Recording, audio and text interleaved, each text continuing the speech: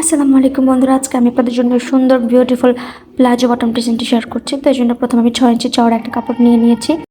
এরপর আমি কাপড়টাকে ছোট করে ভাঁজ করে এখানে সেলাই বসিয়ে নেব।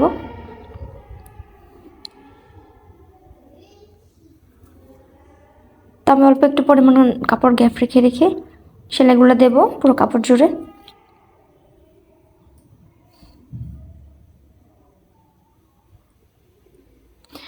প্রতিটি সেলাইয়ের মাঝে ফাঁকা হচ্ছে 1 ইঞ্চি থেকে 2 সুতা কম। তো এভাবে আমি পুরো কাপড়টার মধ্যে সেলাই বসিয়ে নেব।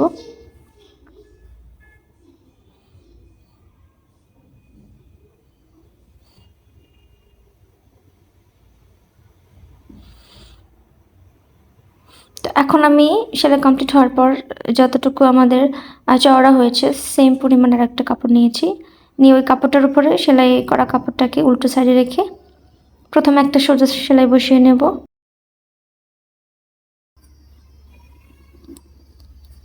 তো বাইরের সুতাগুলো কেটে নিচ্ছি। এরপর আমি কাপড়টাকে উল্টিয়ে নেব, উল্টিয়ে একটা চাপ সেলাই বসিয়ে নেব।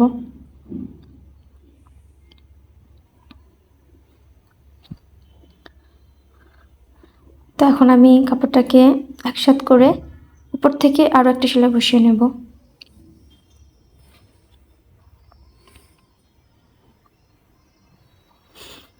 তো এখন আমি সালোয়ার কাপড়টাকে নেব। কাপড়টাকে নিয়ে আমি খোলা সাইড থেকে 1 ইঞ্চি এবং বন্ধ সাইড থেকে 2.5 ইঞ্চিতে মার্ক করে এভাবে হালকা করে রাউন্ড শেপ করে কেটে দিচ্ছি। তো কাটার পর এরকম হবে দেখতে। এরপর আমি 2.5 ইঞ্চি পরিমাণ চওড়া কাপড়কে এভাবে ট্রায়াঙ্গেল করে নিয়েছি, দুইবার কোণাকুণি ভাঁজ করে।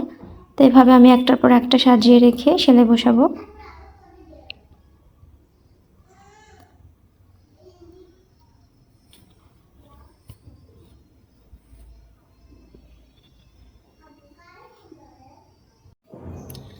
তো এরপর আমি যে পিনটেক্স করেছিলাম সেটার উপরে মেইন কাপড়টাকে রাখবো এভাবে। তো মেলে ধরে আমি কাপড়টাকে পিন আটকে নেব, পিন আটকে নেব যাতে সেলাই করতে সুবিধা হয়। তো আমি এখন উপর থেকে সেলাই বসিয়ে নিচ্ছি। তো সেলাইটা হবে মেন কাপড়ের উপরে। তো আমি আগে থেকে পিন করে নিয়েছি যাতে সেলাই করতে সুবিধা হয় সেজন্য। তো সেলাইটা করার সাথে সাথে প্লাজো ডিজাইনটি কমপ্লিট হয়ে যাবে। তারপর আমি সাইড থেকে ফিটিং করে নেব। ভিডিওটি যদি ভালো লাগে একটা লাইক আর আমার পেজটি ফলো করে দেবেন।